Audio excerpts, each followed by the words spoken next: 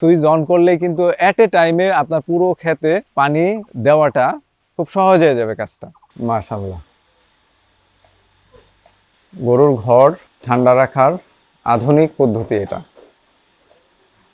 আসসালামু আলাইকুম। আজকে আমি চলে আসছি হচ্ছে বগুড়া জেলার গাবতলী থানার 5 মাইলে।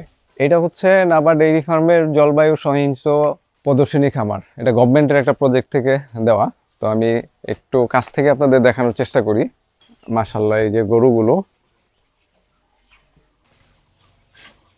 এখানে দেখেন, গরুগুলোকে গরমে কমফোর্ট দেওয়ার জন্য ফগার স্প্রিংকলার ব্যবহার করা হয়েছে। এটা হচ্ছে পানিটাকে কুয়াশার মতো স্প্রে করে। এই যে দেওয়ার পরে দেখেন গরু মনের আনন্দে ভিজতেছে, এটা এনজয় করতেছে।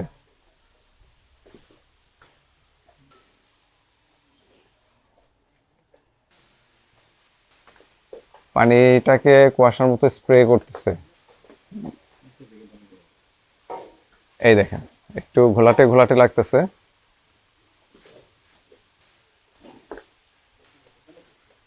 বৃষ্টির মতো স্প্রে করতেছে, কুয়াশার মতো আর কি, ঠিক বৃষ্টি না।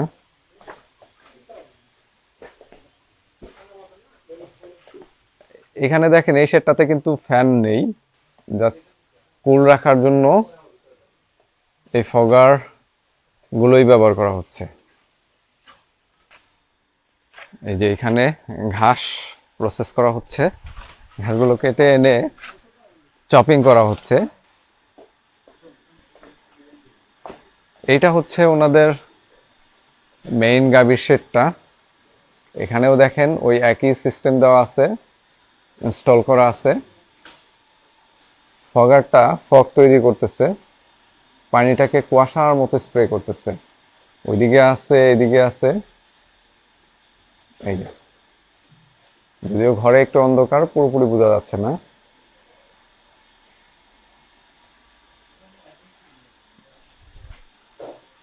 মাশাআল্লাহ,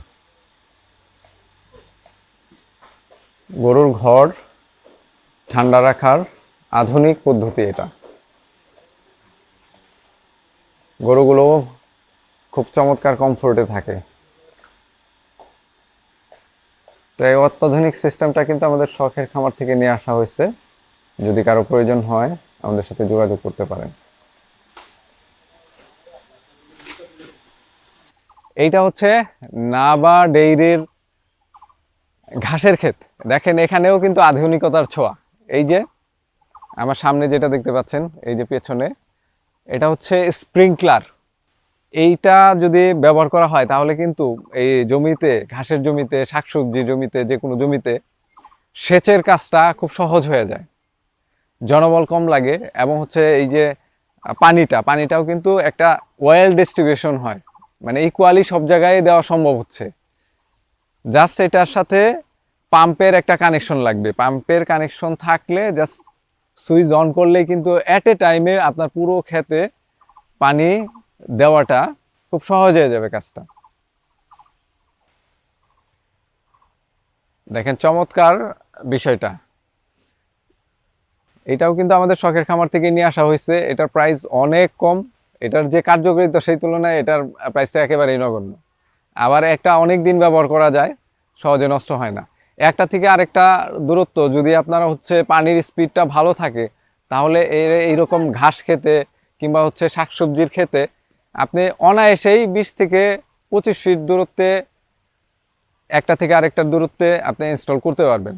তারপরেও খুব চমৎকার ভাবে দেখবেন যে পানিগুলো সঠিক মাত্রায় প্রবাহিত হচ্ছে, ডিস্ট্রিবিউট হচ্ছে।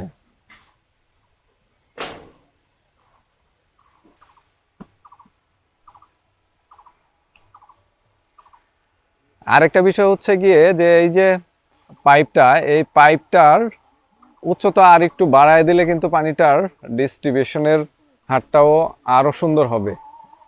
এখানে অল্প সময়ে কিন্তু পানিটা কভারেজ দেওয়া যায়। পানিটা যেহেতু বৃষ্টির মতো ছিটাচ্ছে, পানির ওয়েস্টেজটাও কিন্তু খুব বেশি হবে না।